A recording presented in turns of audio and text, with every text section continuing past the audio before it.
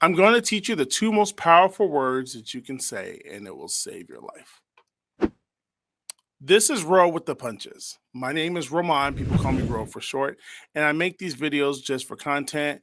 Got things on my heart that I want to share with the world. And I just use these videos just to, take a couple minutes and share with you some devotion moments that you may need or may not need. Who knows? I'm not asking for anything. I'm not asking you to buy anything from me. This is just, like I said, I want to see people do better in their life. I want to see people happy. I want to see people motivated and live up to their full potential. And honestly, that my whole business has been based off of that.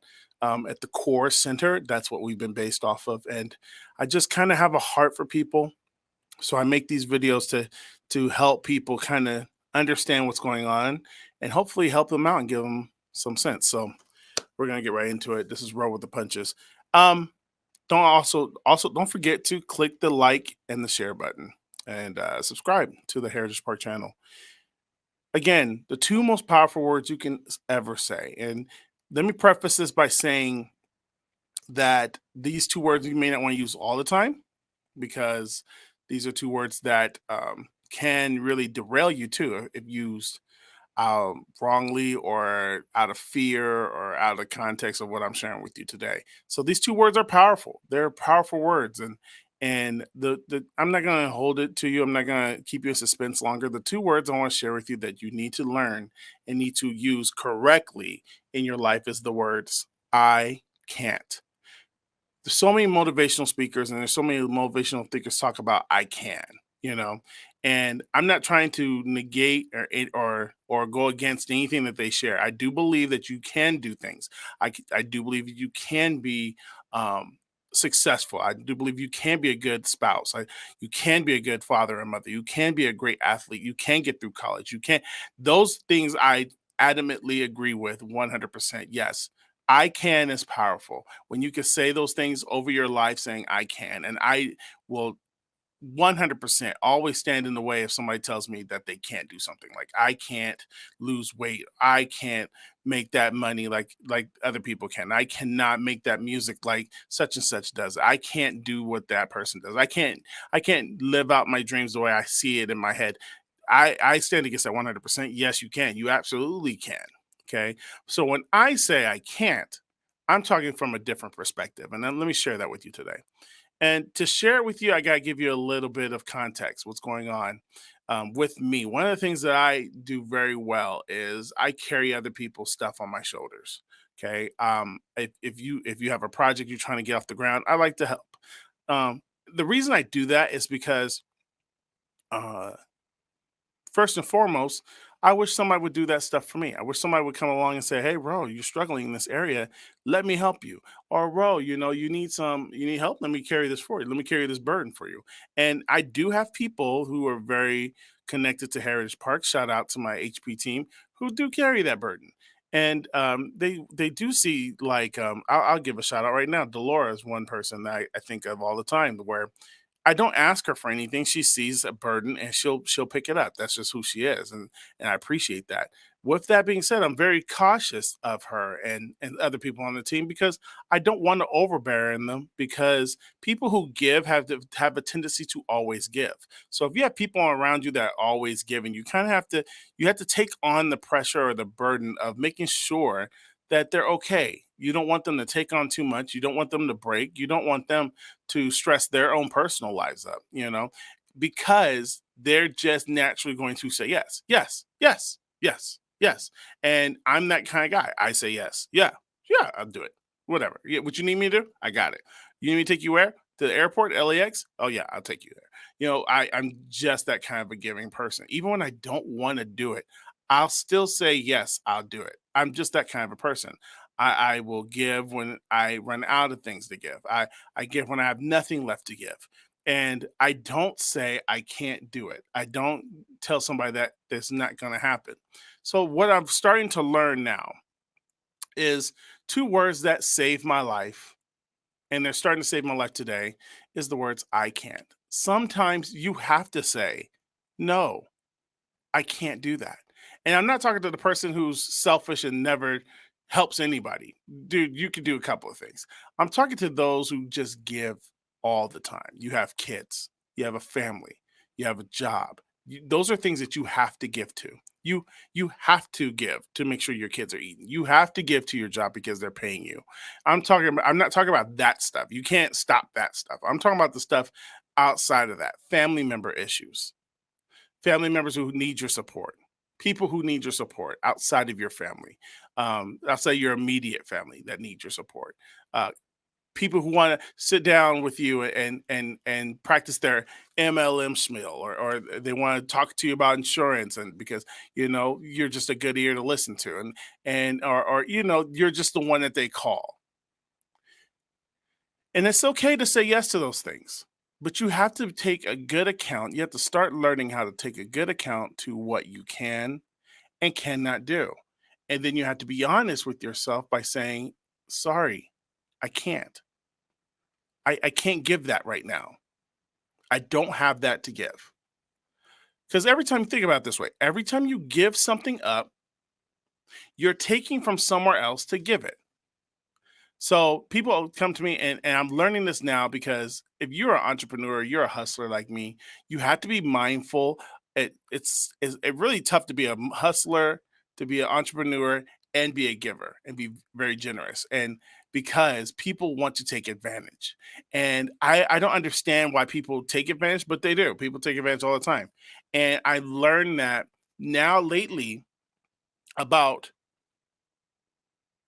I could say I could say 5 out of 6 times in the last week. Every idea that someone has brought to my table to partner with me ended with me doing 90% of the work, because I just didn't say I can't. Because yeah, oh yeah, another partnership, yeah, another project, yeah. And then today I realized, dude, you can't. You can't do all this stuff, and you shouldn't have to. Is this is We have our self-worth sometimes. We put our self-worth in the ability to say, "Oh, I can do this. I could do that." But it's okay to say, "I can't do this. I thought I could do this, but I really, really can't. I thought I had the capacity to handle this. I thought I had the time. I thought I had the resources. I thought I had the money, but at the end of the day, I don't have it." And people are going to be mad. There's going to be people who will be offended by you saying no, because let's face it, you're always saying yes. Yeah, you can spend the night on my couch. Yeah, you can stay there for a couple days. Oh, yeah, come on over for dinner. Yeah, are you hungry? Come on over. Even even the people on the streets, and I've had people really make fun of me because I have a heart for people on the street, because I was once on the street. So when I see people on the street and they say stuff like, "Hey, I got this CD. You want to support independent music or Christian music?" I always buy it. Yesterday, I was coming out of Target, and I felt bad because there was a woman who was standing there, and she was like, "Listen, I lost my job." She's giving me her spiel, and on she just got me at the wrong timing because I literally looked at her and says, "I'm sorry, I can't help you. I can't help you today." Um, my heart wishes I could help everybody, right? I don't know if it's the MC Hammer mindset, because MC Hammer helped everybody. Actually, that's a good point. MC Hammer.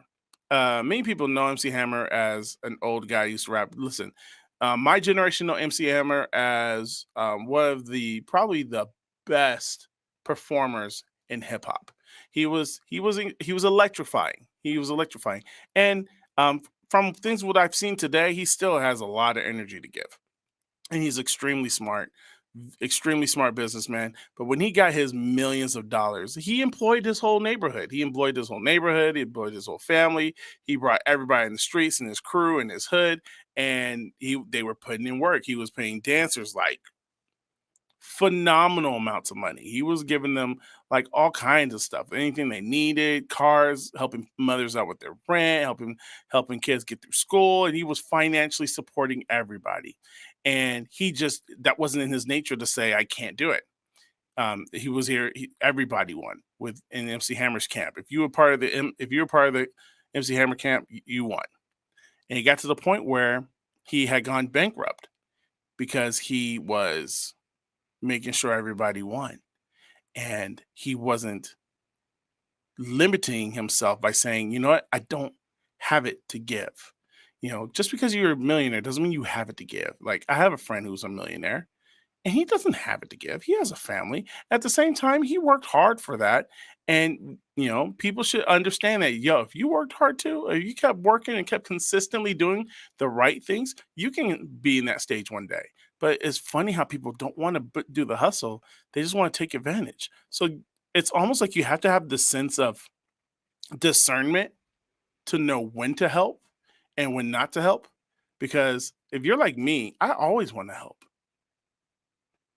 And then have you ever said, "Yeah, I'll help. Yeah, I'll help." And then in the process of helping, you said to yourself, "Yeah, I probably shouldn't have done that." I've done that so many times where while helping, I was like, "Oh, this is my fault. If I wasn't helping, I wouldn't be in this situation." I don't know how many times I've come home 4 o'clock in the morning just shaking my head like, yo, all I was trying to do was get that person out the street. And I didn't know I was gonna end up at this house with this and then the police. I have so many stories like that. I can't be I'm trying to think of one off the top of my head, but there are so many stories where I was like, dude, all I was trying to do was just help you. All I was trying to do was help you. Perfect example. Okay, I do think of one. Okay, I'm in North Hollywood and I'm helping this. I'm doing a Lyft ride, and this girl gets in the car, and I just had this heart for her, and I wanted to help her, and so I took her to. We took her to the location, but she was crying in the car, and she gives me the sob story of something that happened to her, and so I was like, "No, are you kidding me?" She was like, "Yeah, no, this is what happened when I went to this one thing and it wasn't what it was supposed to be, and the guy took advantage of me, and I lost my purse and I don't have any money, da da da." And this is a Lyft ride. All she had was her phone, so I charged her phone, and I said, "Where do you live?" And she was like, "I live in Santa Barbara." I said, "Oh shoot, I don't know if I could take you to Santa Barbara. I mean, I'm in North Hollywood. I don't have the gas to get over there." And she was like, "I don't know what to do." And we get to the location she was going to, but then it wasn't where it was supposed to be. So here she is. She's stuck in North Hollywood. She's following a dream. She thought she was going to get discovered, and it didn't happen. So I took her to Carl's Jr. and we had a burger. So, I took her to Carl's Jr. We ate a burger and all this other stuff. And then I said, "Do you have any place to go?" She goes, "I have no place to go. I really don't." And I thought about it. I was like, "Should I take this girl to Santa Barbara? Should I take her back home?" And I said, "Do you want to go back to Santa Barbara?" She goes, "No, I feel like I can make it if I stayed out here." And I said, "Do you know anybody we could call?" She was like, "You can call my girlfriend and she can help me." So we call her girlfriend, find out where her girlfriend lives. We drive the hour to get to her house. Her girlfriend had a boyfriend who didn't want the person I had around, kicked her out of the house. Like before we even got there, he was like, "You can't come in here." And he was snapping on us and he was yelling at me like I was somebody involved in this story. I was like, "Dude, I'm just a Lyft driver that's trying to help. I'm just trying to help." One thing led to another. The police showed up, turned to a whole thing. The police was like, "Well, you gotta take her out." I said, "But where am I supposed to take her? She doesn't want to go back to Santa Barbara." And by this time, it's like 10:30 at night. I'm not trying to get Santa Barbara from LA. It's probably like another 2.5 hours. And I'm like, dude, I'm not trying to drive to Santa Barbara at 10 p.m. And it ended up costing me more because I couldn't bear the fact of putting her on the street. So I took my earnings that day and I put her in a hotel room and had to buy her a charger, and her friend got her some